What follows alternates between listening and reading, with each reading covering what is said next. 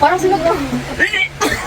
Hi guys! Welcome back to my channel. So for today's video, meron tayong challenge sa aking mga family.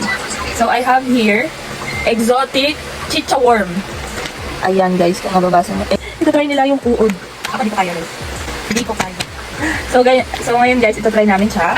Ito na natin. Ayan, buksan. Naamuyin natin siya. Uy!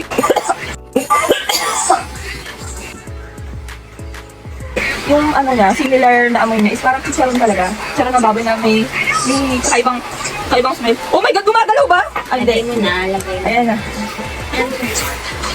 Oh my God, natatakot ako.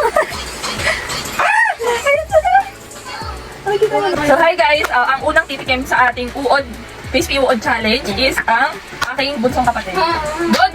Pakita ko muna dyan. Gumagalaw siya. Dapat yung malaki. Malaki na yan. So, sa video. Gumagalaw. Hindi.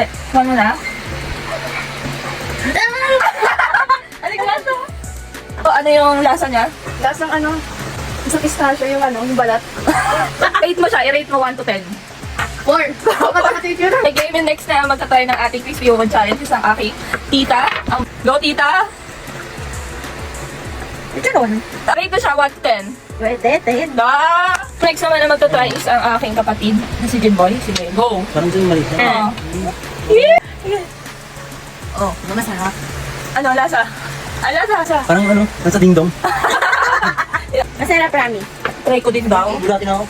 Oh my God, di ko kaya. Oh my God. Oh my God. Wait lang. Oh my God. Try ko. Woo! 1, 2, wait lang. Game.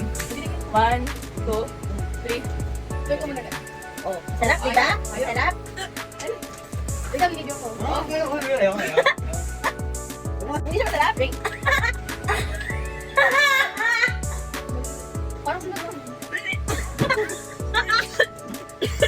Tingnan na namin.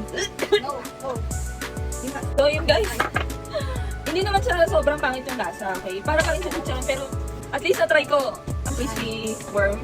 And ayun guys, try nyo din. And let me know what you think.